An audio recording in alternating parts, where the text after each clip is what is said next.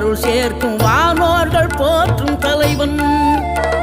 நீரெடுத்த மேனியுடன் ஆறெழுத்தில் பேரெடுத்து நினைவெல்லாம் இனிக்கின்றவன்.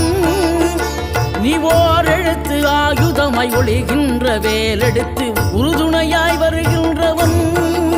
எனக்கு உறுதுணையாய் வருகின்றவன்.